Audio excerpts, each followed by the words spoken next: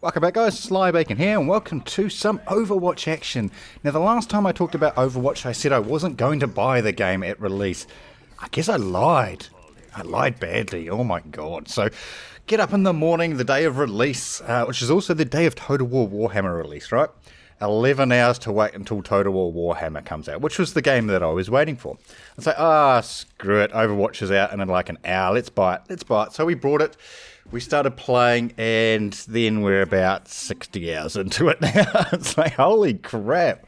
My initial impressions of Overwatch when I first started playing in the open beta, I only managed to play about 10 hours or so, was, yeah, it was a good game, but it's way too reliant on your team being good to have a good experience in the game. The more that I've played it now, the less true that has become. Yes, if you have a good team, the experience is way more enjoyable. But if you're actually a decent player or an average player, it's actually quite enjoyable to play as a single player experience. I do probably tend to spend about 50% of the time playing by myself and the other 50% obviously playing with other people. I don't even know which one I prefer. I kind of like both. It's totally different. It's totally different gameplay style. It's totally different experience playing by yourself and playing in a team.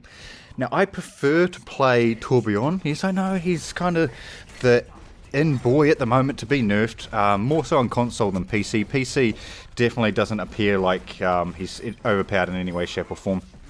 But in saying that, I played a total of 9 hours on Torbjorn, and I have a win rate of currently sitting at 78% win rate. So I don't know if that's just mainly because you get a higher win rate percentage when you play defense, and obviously I predominantly play Torbjorn on defense. I do occasionally play him on attack as well. Turrets on top of payloads are very fun if you have some support to actually back yourself up.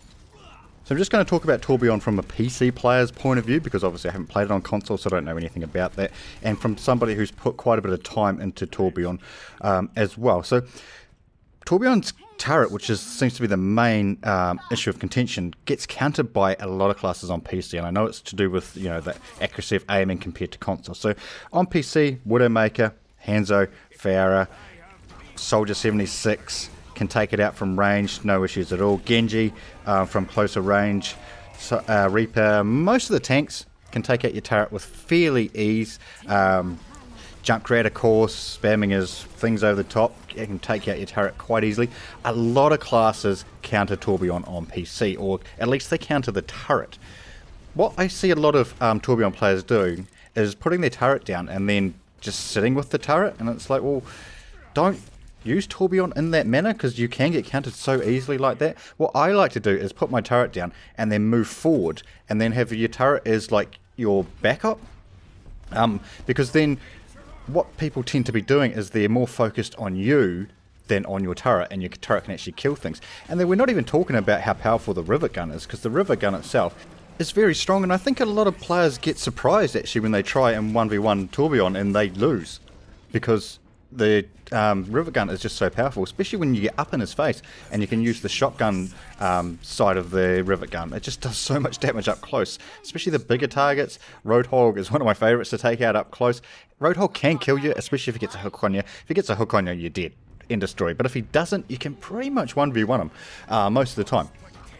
So what I find what Torbjorn needs, if you're on defense, is a good enough team that you can actually push forward. And I know that sounds funny because you're playing defense, but what I'm talking about is trying to get your turrets up like at the front. You can fall back, of course, and set up a defensive line with Torbjorn way back, and you'll see I do that. I think after the next couple of deaths I do that on this play here. Otherwise you kind of need to be up with where the payload actually is. So once a payload's already in that area and the enemy team is there, it's really hard to get a turret up against a decent team, because players like Pharah, as you can see on the screen, will just wreck you before you can even have a chance to get a turret up. Regardless of whether they're using their ultimate or not.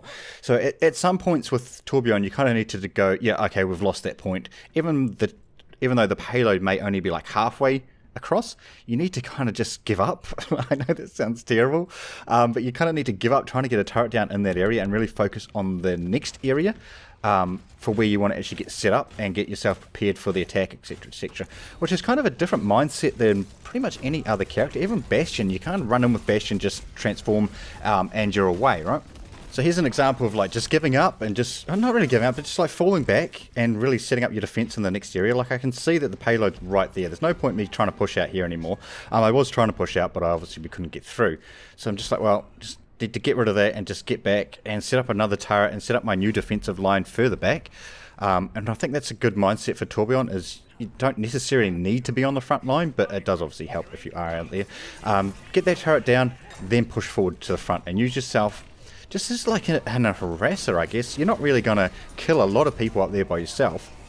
But like I said like earlier, like the rivet gun does so much damage, and it does really surprise a lot of people. And once you get used to the drop-off of it, there is a wee drop-off with the rivets itself. Yeah, you can actually snipe people too. It does work out quite well. And you can see here, I've just like, I timed my ultimate perfectly, which led us to a team kill, which kind of turned the match for us. Up until that point, we're really kind of being pushed way back. And coming up here, you see there's a couple of 1v1 kills against Farah and Soldier 76. Using the shotgun effect of the rivet gun. Again, I think people are just quite surprised with how powerful it actually is when you're right up in their face. From range, it does decent damage. Up close, it's kind of crazy damage, actually. Which I think if there is going to be a nerf to Torbjorn on PC, it's going to be the rivet gun. I don't think it's going to be the turret at all. Which may be the opposite of what happens on Xbox and PlayStation. Nice. So you see there I've used a couple of armor packs just to heal myself once I'm actually in a fight. And you'll see later on I don't just throw them for myself, by the way, I do throw them for other people.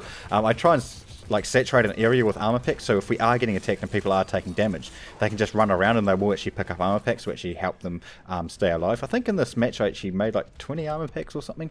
I think it was in the end screen.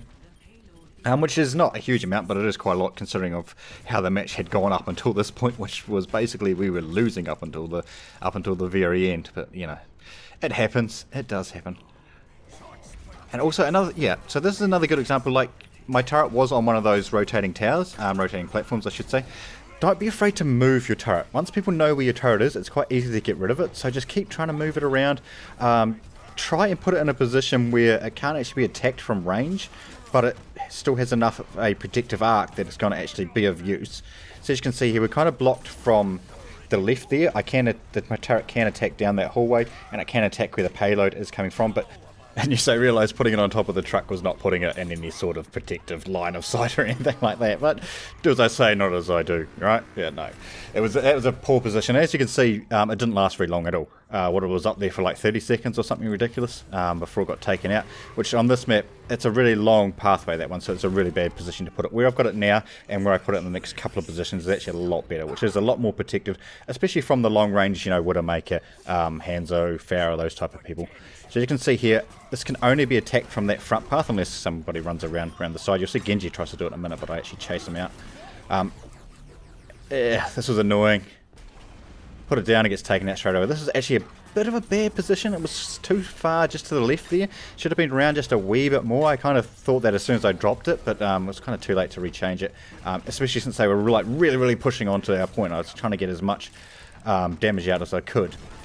So I know like a lot of people have been in this situation, like they're right on the point, they're pushing.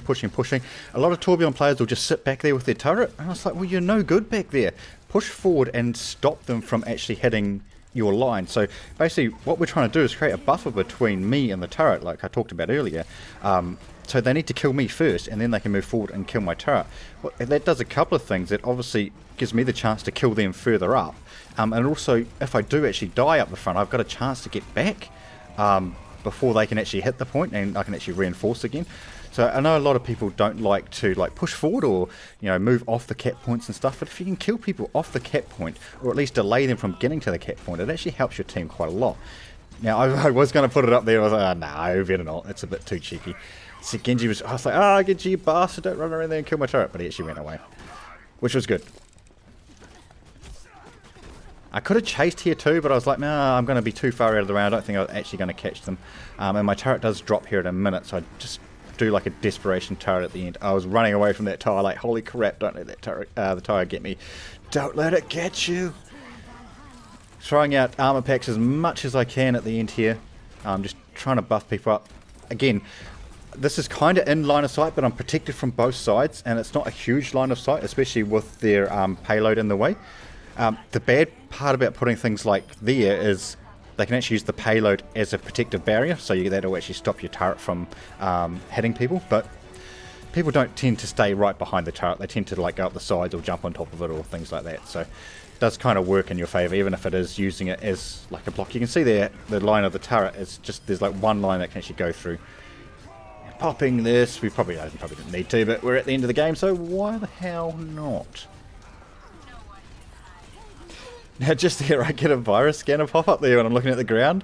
It's like, do you want to update your virus scanner? No, I don't want to update my virus scanner. I want to kill people. Get out of the way. Ah, worst time for things to happen. Eat your armor packs. Yeah, we won. We managed to pull it back. I don't actually know how we managed to pull it back. I'm going to say because it was awesome play by me. No, it wasn't. It was good teamwork at the end there. Once we got that team kill, we kind of... it kind of turned for us, and I realised I was a part of that team kill, which of course, me being probably one of the main defensive characters that I should be, which I really like. I really actually enjoy it. Yeah, this play here, and some salty guy says it was pure skill, which it was, you know, it was pure skill. Nice part of the team kill there. And nobody voted for me, man. 45% kill participation, and nobody gives me even one vote, so I vote for myself, you bastards. Oh no, I got one. Oh no, I got two. Oh, I'm lying. I got 2 votes, and I voted. Oh no, I got 3, and I voted for myself. Oh my god, that's embarrassing. They have 30 kills, 12 object eliminations, almost 10,500 damage done. Only 4 deaths. It was a good game. Alright guys, hopefully you've enjoyed this video. If you did, remember to like and comment. If you didn't, remember to dislike the video. Hopefully you've enjoyed it. Thanks for watching, and we will see you next time.